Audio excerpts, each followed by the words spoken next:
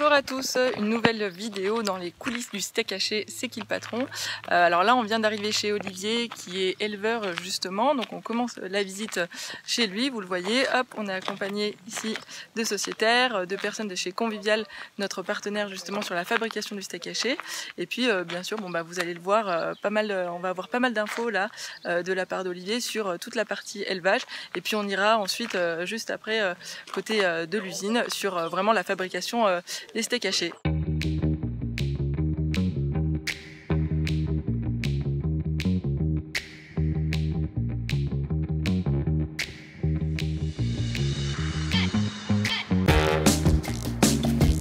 Je suis co-gérant de l'exploitation agricole avec mon frère. Nous sommes donc deux unités de main-d'œuvre sur l'exploitation qui comprend 260 hectares, orientée principalement sur l'élevage bovin, avec engraissement de la production qui naît sur l'exploitation. Nous n'achetons pas des animaux à l'extérieur pour les engraisser. Nous avons environ 200 vaches pour les naissances, plus la suite, ce qui aujourd'hui on a environ 500 animaux. Sur l'ensemble Du coup de votre élevage, oui. Tout est d'ici quoi. Vous achetez pas non. À l'étranger. On achète quelques taureaux pour. On va pas faire de la consanguinité, on va pas garder nos mâles pour les fils, vous comprenez, les fils oui. Mais ils sont achetés régionalement. Ah oui, ouais, dans des exploitations en général des bons où il y a des bons animaux dans la région. Ouais. On achète de 2 à 3 taureaux tous les ans. Alors ça c'est le bâtiment de vélage pour les vaches quand elles font leurs petits veaux. L'hiver, les animaux sont logés dans des cases. Vous voyez les cases, elles font 2 fois jusqu'à la première barrière là. On loge 21 vaches dans chaque case.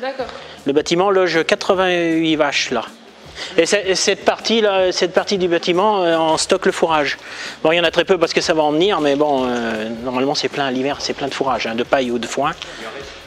Et voilà. Alors, du coup, c'est-à-dire que là, tout le fourrage vient de chez vous. Oui. Et alors, le foin. Moi, j'ai la question oui. Hyper bête, mais fourrage. Oui. Vous entendez quoi? Fourrage, c'est. L'herbe séchée. L'herbe séchée ou de l'herbe moitié sec qu'on met sous les bottes où il y a eu, ils sont filmés là dehors. Ouais, dehors c'est du fourrage, c'est du foin qui est fauché et qu'on rentre moitié sec, qu'on enrubane pour le filmer pour éviter qu'il fermente.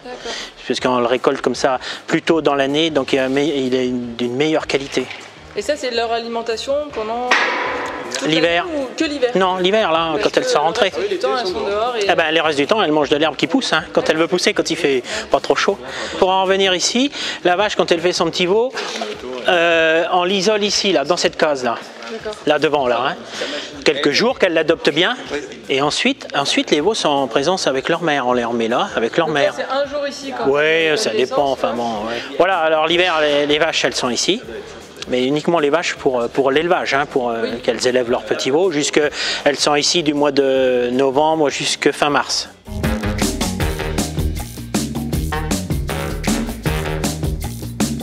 Là, vous avez des vaches qui sont en fin d'engraissement, là. Celle-ci, je pense qu'elle pourrait partir à l'abattoir, là, celle-ci. Là. Elle est finie d'engraisser, celle-ci. Là. La 129, là. Et vous avez des outils pour déterminer le taux de graisse, des choses comme ça? Ça non. Se passe comment? Vous le faites à l'expérience, à l'œil? Et puis on fait confiance au commercial. On a un commercial extrêmement compétent, à mon avis. Donc, le commercial, c'est la personne qui va dire bon, là, c'est bon. Moi, je dis le commercial, c'est celui qui passe chez nous, qui nous achète nos animaux. On le connaît depuis des années. Donc vous faites déjà peut-être une première sélection, vous savez un petit peu les bêtes qui potentiellement peuvent partir. Et là, il a dit celle-là, ça va être top. De toute façon, nos animaux, nos vaches qu'on va vendre, on les contractualise. Il y a un système de contractualisation où on touche, on prévoit nos ventes 2 mois à l'avance et puis on peut toucher deux plus-values. Dans le questionnaire, le point mis en avant, c'est la rémunération du producteur. Vous, aujourd'hui, c'est combien en plus? Si c'est un pourcentage, un chiffre, je vous laisse la parole. Nous, ce printemps, on a 2 vaches qui ont été contractualisées pour C'est qui le patron. Sur la facture, nous touchons 0,25 centimes en plus. D'accord. Du kilo, bien sûr. de carcasse. 400 à 450 kilos, donc ça fait environ 110 euros, 110 euros. Et pour remettre... C'est une plus-value intéressante, c'est ce que j'allais dire, sûr. Parce qu'il faut le remettre dans une perspective globale par rapport à vos coûts. Ah ben, ça nous aide, oui, quand même, oui. Pour moi, c'est pas assez. Mais bon, et où je veux dire qu'il faudrait que toutes qu'elles passent, c'est qui le patron. Comprenez? Et si l'ensemble, par exemple, si les 40 étaient rémunérés en c'est qui le patron, par exemple, Ah bah ça change la donne. là, ça ferait une grosse différence. Imaginez 40 vaches à 110 ou 120 euros, je vous laisse multiplier, ça fait tout de suite 5000 euros. Quoi. Ouais. Le calcul qu'on avait fait, vous achetez un steak haché classique, qui est aux alentours de 10 euros le kilo. Nous, le steak haché, il est aux alentours de 14-15 euros. Donc ça veut dire que sur un steak haché de 100 et quelques grammes, en fait, vous dépensez, quand vous allez acheter un steak haché, 40 centimes. Vous en consommez 20, 30, 40 par an. Il faudrait qu'on dépense tous 2 euros par mois pour faire vivre un producteur Et bien manger. dans la viande. Et bien manger. C'est un tour de manège. Noble. Dans les races à viande, vous avez la charolaise. Les principales, c'est la charolaise, la limousine, la blonde d'Aquitaine. Voilà, donc dans le cahier des charges, on a mis race à viande pour ne pas exclure un éleveur qui, même dans la région, aurait des limousines. Et puis, Ah bah oui, ça arrive. quand même un Quelle est la produit. différence avec une vache laitière du coup là en traitement? Celle-là, on va jamais la traire pour boire son lait. D'accord. Ah non, elle en fait très peu, elle élève juste pour son veau. Ouais. Voilà. Déjà, elle n'a pas une capacité à faire une grosse production de lait. Hein. Elle a 7-8 litres de lait par jour. Mais c'est dû à quoi? C'est ça... Bah, c'est parce que c'est la race. Ah bah c'est génétique. C'est génétique. ouais. Alors qu'une Primostein ou une Montbéliarde, elle va vous faire des 30-40 litres de lait par jour. Quoi. Mais c'est possible de manger une race laitière? Oui. Mais leur fin de vie, elles finissent tous à l'abattoir, de toute façon. Hein. Donc souvent, c'est des vaches qui sont, je ne veux pas dire qu'ils sont mauvaises, ils vont encore mieux manger une vache Montbéliarde qui a fait du lait pendant des années plutôt que de manger une viande d'importation qu'on ne sait pas comment elle est élevée. Parce que les éleveurs laitiers qui ont des vaches Montbéliardes, ils élèvent quand même très bien leurs vaches. Hein. Mais elles ne sont pas destinées avec ça et donc on aura moins de qualité au niveau de la viande quand même.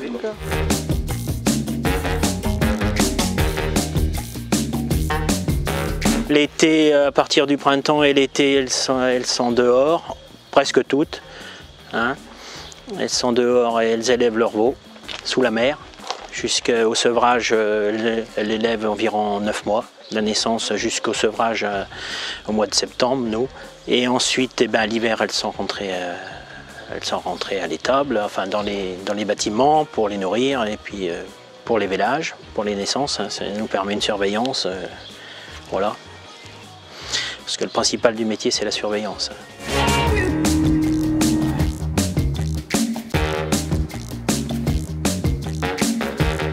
Elles ont l'air plutôt heureuses là dehors comme ça. Oui. Et nous on a voté justement pour des bonnes pratiques d'élevage pour justement favoriser le bien-être des animaux. Mais c'est quoi, quand on dit bonne pratique, le bien-être animal, etc. Tout ça, ça englobe quoi? Enfin, qu'est-ce que vous faites justement qui permet de... C'est tout un ensemble pour la production des bovins. Je veux dire, bien-être animal, c'est essayer que nos animaux vivent le mieux possible dans des très bonnes conditions. Les producteurs, dans le cadre de la coopérative, ils peuvent être engagés dans un cahier des charges. Exemple, le cahier des charges chez Qui le Patron, où il y a des exigences de conduite d'élevage ou de production qui peuvent aller au-delà du réglementaire. Ici, on a le document qui fait foi, où on va au-delà des exigences réglementaires. J'ai environ 100 ou 150 questions là, qui ont été posées par le technicien de la coopérative, qui vient une fois par an, ou autant de fois nécessaire en fonction du cahier des charges, vérifier que l'éleveur respecte bien. Mais s'il est contrôleur, on pourrait dire qu'il est jugé parti. Donc lui, il est contrôlé. Ce même technicien est contrôlé par un organisme certificateur indépendant. Je ne suis pas là pour faire sa pub, hein, il nous facture, donc voilà, qu'on paye, hein, qui fait partie, voilà, que l'éleveur paye, etc. Donc en fait, l'organisme certificateur, je ne vais pas y arriver, vient à la coopérative, vient à la coopérative et il dit, faites voir votre contrôle, je voudrais vérifier. Eh ben, moi je vais y aller.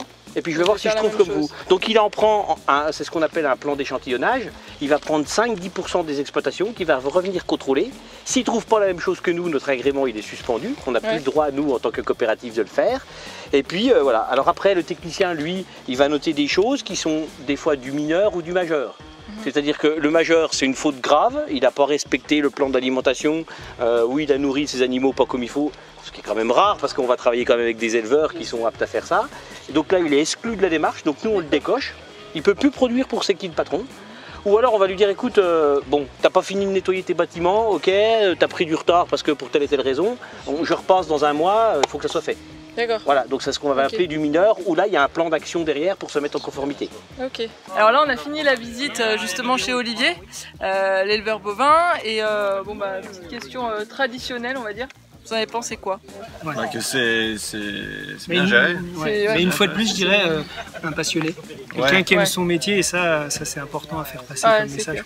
Qui rencontre des gens qui font leur métier avec passion et ça donne de la qualité. En tout cas, on a été plutôt convaincus par ce qu'on a vu, les éléments qu'on a pu constater par nous-mêmes, franchement.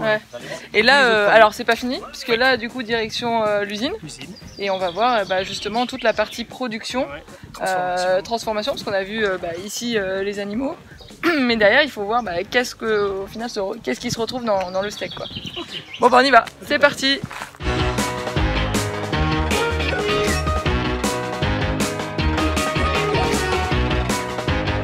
Donc quand on va travailler la cuisse de bœuf, donc on le verra en bas, c'est des muscles plus maigres qui serviront surtout pour fabriquer le 5%. Et on va travailler le quartier avant qui lui va surtout servir à fabriquer le 15%. Et le 12%, c'est un mixte des deux. On mélange du 5, du 15. Voilà. Et suivant la saisonnalité, on peut enlever certains morceaux. L'hiver, on enlèvera peut-être le paleron, la bascotte. Et l'été, on favorisera plus les pièces à griller. Voilà, donc c'est un mix sur une année, on arrive à valoriser toute la carcasse.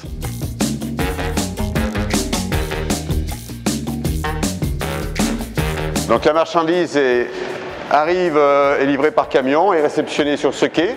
Ensuite, elle est enregistrée, toute la traçabilité commence ici. Donc on enregistre tous les éléments de la traçabilité qui vont suivre le produit jusqu'à son emballage final. Donc là, on retrouve notre VPH, donc dans le frigo de stockage. Donc on reprend l'explication. Dans cette benne, j'ai les muscles qui proviennent des arrières, donc qui sont plus maigres, plus qualitatifs. Et là, on a les pièces qui proviennent de la découpe des avants. Donc le paleron, la bascotte, le gros bout de poitrine. Voilà, et pour faire notre produit, eh bien, c'est un mélange savant des deux pourcentages de matière grasse. Ça veut dire que vous avez des bons de préparation de commande qui vous indiquent ce que vous devez produire pour tel ou tel... On a des recettes, tout à fait. Par exemple, pour le C'est qui le patron 12%, on peut rentrer 3 types de produits. On peut rentrer le 5%, le 12% et éventuellement le 15%. Et c'est derrière, au mélangeur, la personne va mélanger de manière à avoir le taux de matière grasse demandé. Donc les bennes sont montées à l'intérieur du mélangeur. On a un premier broyage. Et derrière, on va atteindre le deuxième mélangeur où on va pouvoir mesurer la température du produit et le taux de matière grasse. Donc en l'occurrence, on est à 11-18. Donc pour du 12%, on est très bien. C'est la machine qui détermine le taux de matière Oui, grasse. il y a des capteurs à l'intérieur. En fonction des morceaux que vous mettez. Voilà, c'est la mêlée. On a plusieurs capteurs à l'intérieur de la benne. On peut, rétablir le taux de matière grasse voulu. Ça, vous le faites manuellement, en quelque sorte, pour mettre un morceau plus gras. Oui, tout à fait, voilà. Le taux du 12%, on a une tolérance de combien en fait? On doit être entre 11 et 12. Entre 11 et 12. Ouais, on n'a pas le droit de trop dessus. Si façon bouchère, c'est quoi la différence en fait avec un steak Alors, qui va pas être façon bouchère? donc, on va avoir un lit de viande qui va être transformé en steak. Donc la pression qu'on va exercer sur ce steak va donner le grain du steak haché. Parce que, alors là, ça veut dire que quoi? C'est que c'est pas compressé? C'est pas compressé, voilà. La viande, donc c'est un lit de viande assez aéré avec des vrais fils de viande. Et donc en sortie de formeuse, on va avoir vraiment un grain de spécial de steak haché. Ce qui fait que c'est en bouche, la texture qui change? Voilà, tout à fait.